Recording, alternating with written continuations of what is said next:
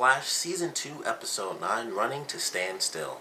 Now, for a mid-season finale, this was honestly not as crazy as I was expecting it to be, and the crazy moments that did show up actually happened in very different ways than I was expecting. The main thing, of course, Wally West is introduced in this episode. We actually see him by the very end of it. So we have Wally West, we got our Kid Flash. Who knows when he'll be getting his powers and how all of that's playing out. I mean, honestly, when he showed up at the end, I was like, did he figure out that Joe is his dad? How did he figure out that, they have a scene, it just, it happens. But Joe mentions he talked with Francine, so I was like, did he go to wherever she is? Because we really technically don't know if where she's living at. I don't believe they mentioned it. So it was like, all right, he went to talk to her, and it seemed fairly simple. It was within the day, I guess. And so I guess Wally figured it out by the end, but he shows up, and it's like, that was the ending moment there, so I don't know how that's going to play out, but it was really cool that happened. I was glad they did that, and it was like, alright, we have Wally West. I think a lot of people probably already knew that because Wally is related to Iris, so it's like, oh, secret brother, who could it possibly be? But it was still cool to see him, so that was cool. Obviously, for a lot of characters, it's just like waiting to see what they're like when they get their powers, so, we have Kid Flash, and technically we still only have Barry as our speed, so we have Barry and Zoom, and, Jay Garrick, who of course doesn't have a speed at this point.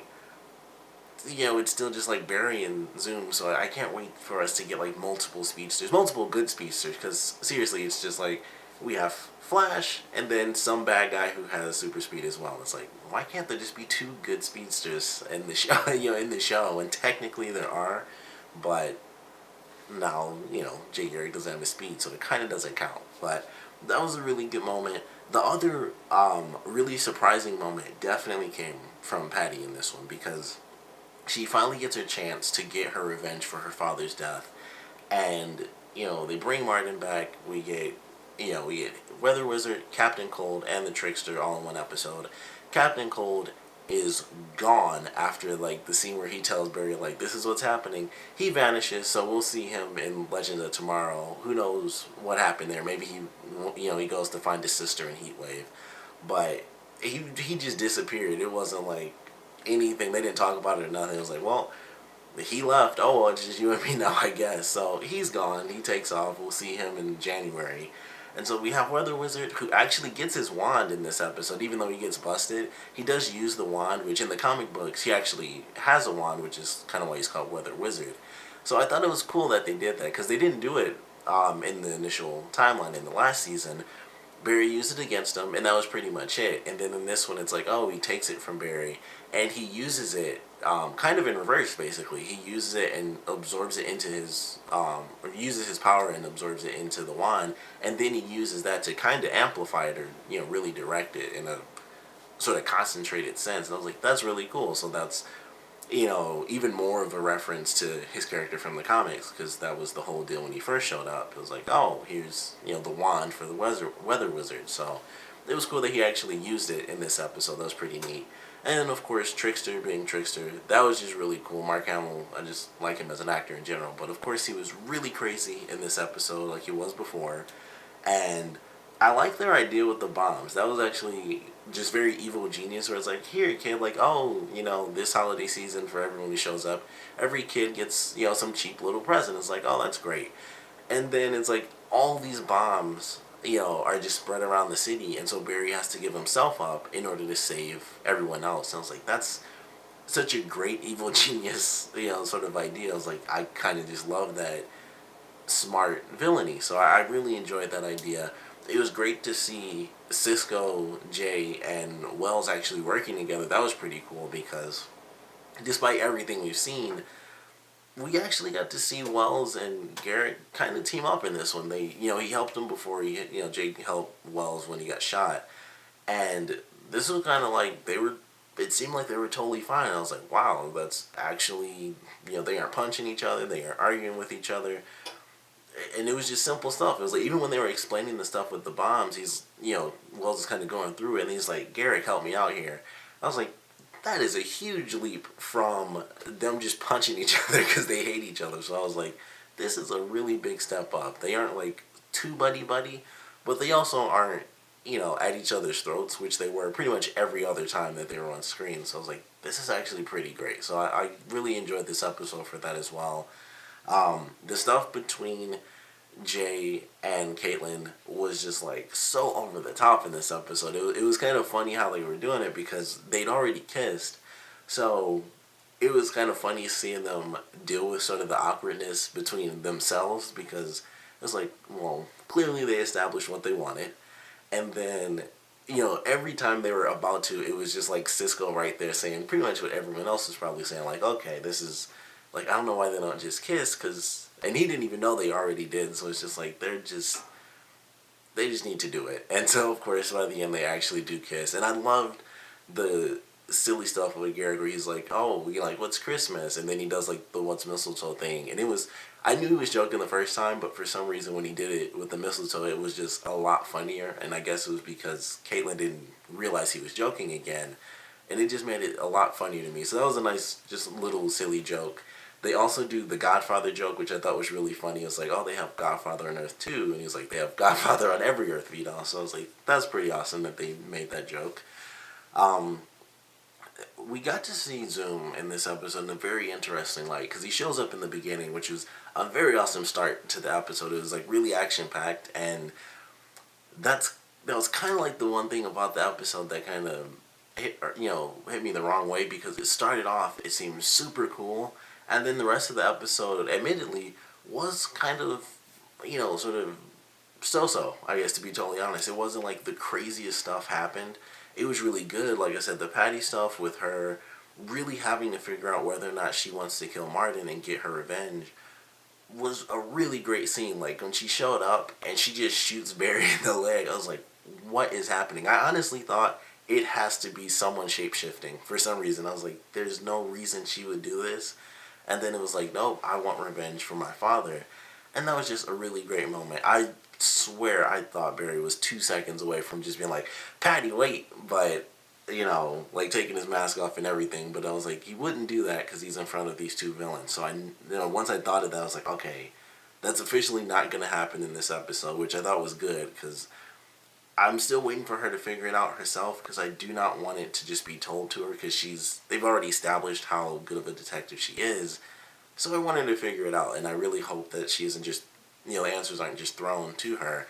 And there is, a moment where she talks about not being able to bring Barry up to speed and the stuff about Wells. So it seems like she's kind of taking it as maybe Wells faked his death, and that's kind of how things are playing. And of course, she probably doesn't think there are, people coming from another Earth. So it makes sense that that's how she decided to deal with it. Like, okay, people assume that he died, but that's not really the case, and that's just how she's doing it, and it's not, she's not realizing that it's way beyond, oh, he faked his death. It's way crazier than that. So I thought that was pretty interesting that they had her almost kind of say, like, she stopped herself, of course, like, well, is still alive. But I thought that was kind of cool. It kind of shows that she understands that things are a little weird, but she's not diving too much into it, which I feel like she should dive into it a lot more, because I know the way she said it was kind of just in passing, like, well, he's, back to life and no big deal. But I was like, I feel like she should be diving into that a whole lot more. Like, Joe, why was he at Star Labs? What's going on with all of this stuff? And, you weren't super freaked out that this guy wasn't dead, so some answers would be nice. But it seems like she's also gotten to the point where she's just like, whatever, he's not going to give me answers, so I'm not going to waste my time. Because when Captain Singh comes up to her and he's like, hey, where's Joe? She's like, I don't know, I'm not his babysitter. And so it kind of showed that she's at a point where it's like, if he's not here, whatever. Like, I know I'm not going to get any real answers out of him. I kind of have to figure everything out myself, and we'll work together on cases when he decides we'll work together on cases, I guess.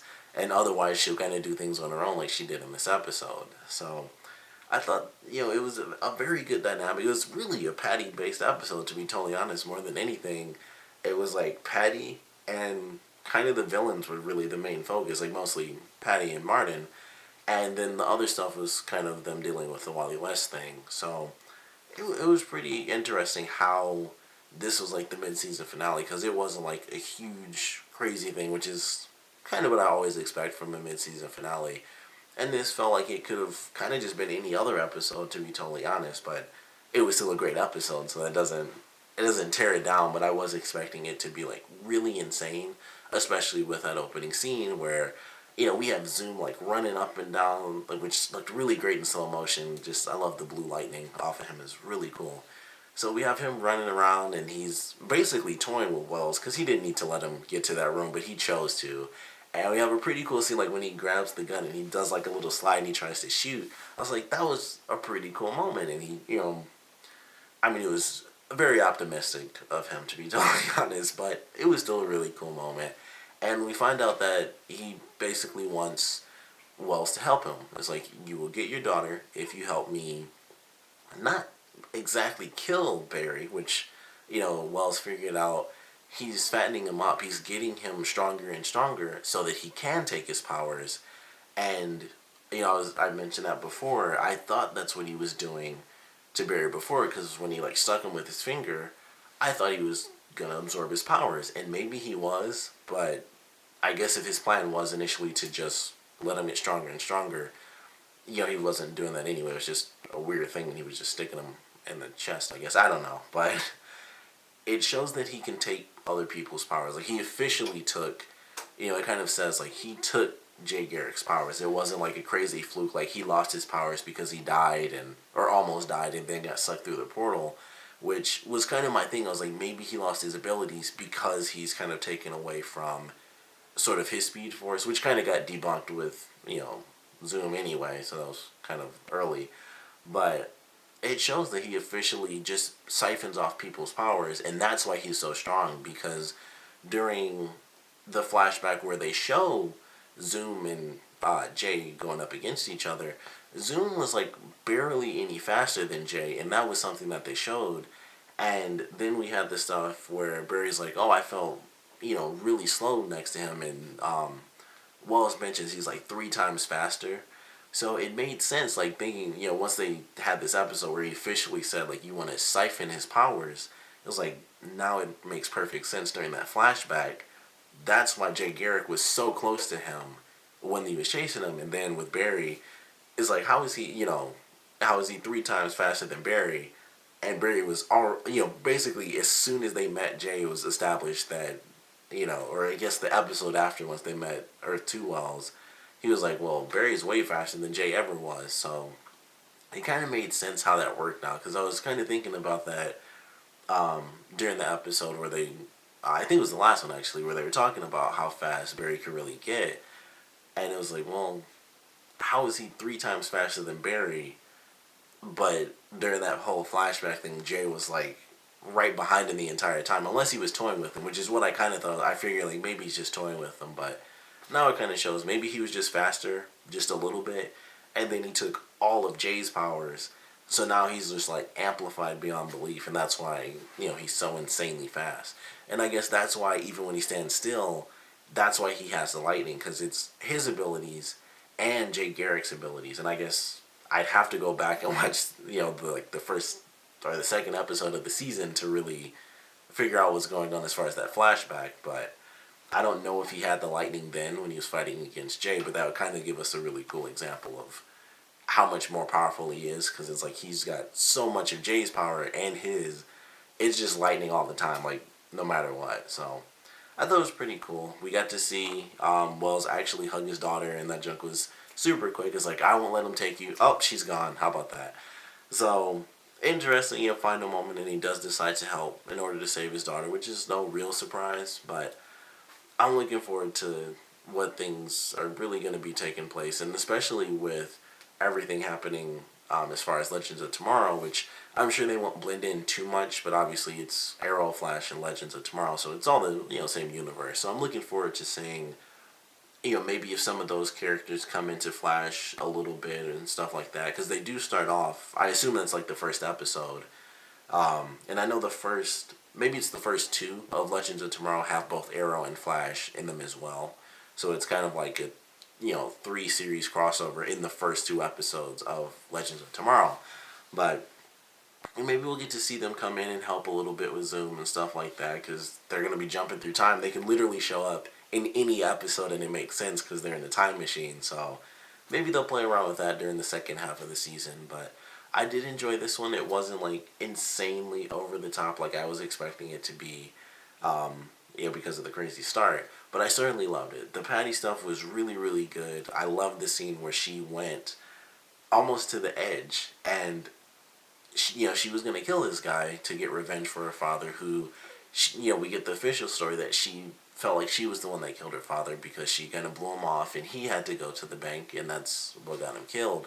So I love that moment. Of course, the stuff with Wally was really good, and Joe finding out that he has his son, and he worked through that super fast in this episode. I think that was, 2 days, and it was like, he found out, it was like, let me think on it, talked to Francine, and got through all of his anger and rage and all of his emotions. And, he has the scene with Barry in between those scenes where it's like, I did it for me and I was selfish and I ruined the chance to give this boy a father and all this other stuff. But all three of those scenes were really good, because even the scene when he was happy, he decided to give Barry the watch. I was like, man, that's like it's a very Flash thing, because they're at 100% all the time with the emotions, I feel, in this show. So that was just a really great moment when he decides, despite what he said in the beginning of the episode about giving his son fun presents all the time, he gave Barry the watch, which of course was hilarious because Joe got the watch because he was always late, and I was like, as soon as he said that, I was like, he's gonna give that to Barry. But once he started talking about the fun presents and stuff, I was like, oh, maybe he won't, and then he still does. So it was a very touching moment, but at the same time, it was like, Joe got this because he was late, and it's, he doesn't say that, which I kind of wish he did. I was like, I got this because I was always late, and it's just very fitting. But I think him saying, I said I'd always give this to my son, and now I have, much more emotional, much better, much better than just making a silly joke out of him. So I love that moment, and I'm really looking forward to what they do once they come back. I don't know if we're gonna get the intel of the party where they talk to Wally or how that's gonna play out, but I'm really looking forward to it. I think whatever this next episode is coming up, once things come back into play, it seems to be Zoom pretty much going straight for Patty because he figured out that she and Barry are together. So I'm really looking forward to that. But I did like this episode as much as I wanted it to be another, kind of like inter-Zoom style episode where it was just like, holy crap, that just happened. It still had some holy crap moments, because when she shot him in the leg and was about to shoot Martin, that was a holy crap moment for me, and I certainly loved it. It's probably my favorite part of the entire episode was her doing that, because it was so different. She's always the cheery person. This whole episode was her on her own, like when she went to the first place and it was a trap and everything, which actually we got to see Barry do the tornado thing for the first time, so that was really cool. I didn't think it made that much sense because he has super speed and it would have been way faster for him to run out, but we got to see it, and they also would have totally died from that because all those explosions would have easily killed them as slow as they were going up. But I didn't care because we got to see him do the tornado move, so that was really awesome. I certainly enjoyed getting to see that, and seeing Patty just she was kind of rogue in this episode. She wasn't with Joe because he was, dealing with his own thing, so they weren't really partnering up too much in this episode, and she was on a case for revenge, so it was just like her doing whatever she wanted in order to escape. So I thought that was pretty cool. It was really fun to see her, kind of change in this episode. I certainly loved it. But of course, I want to know what you guys thought about this episode, so please comment below. Let me know your favorite parts, your least favorite parts, and I actually want to know what you guys think about Patty, kind of going off the deep end a little bit, or going really close to the deep end in this episode, because it's so different from anything we've seen from her. It's always really, cheery and stuff, except for maybe when she was first talking with Joe and explaining why she wanted to be on the anti-metahuman task force. Outside of that one moment, I think everything else has been like silly jokes and stuff like that, or her freaking out about something, and it's just really funny and silly. And this was just angry Patty, which we've never actually seen. So I loved it, but like I said, I want to know what you guys thought about it, so please comment below, let me know, and thanks for watching.